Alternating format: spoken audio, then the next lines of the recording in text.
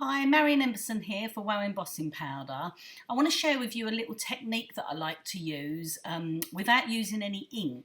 So you can see on this background here, I've got bits of embossing powder on there, but I've not used any ink because I wanted to choose where I was going to put it.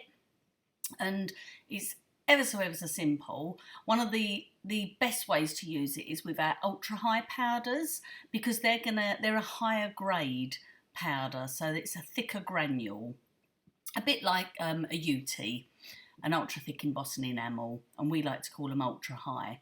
So here I'm using silver and I've used gold, and I'm just sprinkling little tiny bits on. You really don't need a lot because when you do this technique it starts sort of spreading it out a little bit.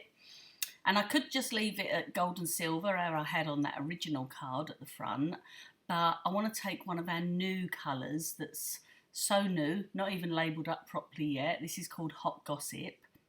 And I'm going to sprinkle that on there as well. And that's going to sink in and take the colour. It's going to blend in with the gold and silver as well. So I'm just going to get rid of the little bits. And now I'm just using baking parchment or freezer paper, I think they call it in the States. And I'm just heating through, and what that's doing is it's allowing me to melt the powder but without it blowing away everywhere because I've got no ink, remember, there's nothing holding it there.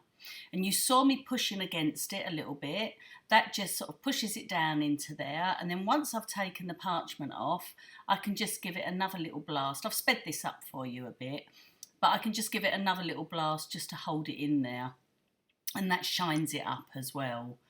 And then I'm just going to get ready to start decorating it with a heart that I'd made in an earlier video showing the foils and the sparkles. And it just makes for a great little background.